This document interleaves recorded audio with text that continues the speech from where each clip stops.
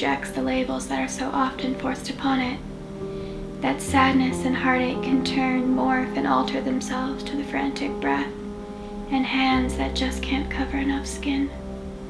That tears can fall, and without knowing when or how, turn to the burning of flesh and the need for more fingers and more palms to hold tighter and touch more.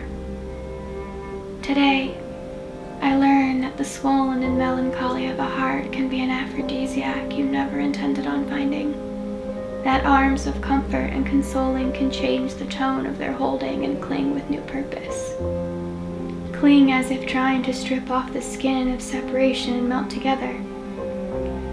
That a kiss holds more weight than a shoulder ever could, and your body pressed tightly against mine with your eyes above my eyes stops the shake and replaces it with a new trembling.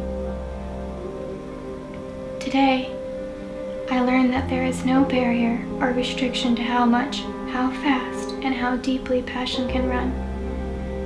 That no matter what you call it, how you decide to define it, it's tangible and real and can pass between us like one shared breath while held underwater. The breath that keeps us alive. That heat rises, but it also falls when it goes from my chest to yours and sinks back to me before rising to you again, as if unable to land and unable to rest before moving on. Today, I learned that there is no substitute.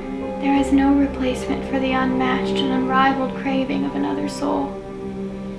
That the world stops spinning, if only for those moments when desire takes shape and burns with the frenzy and fuel of waiting and wishing and wondering and wanting. That not having and not being what you need to have and be ties knots to the strings inside us and anchors them securely and forever to the heart just below those burning ribs.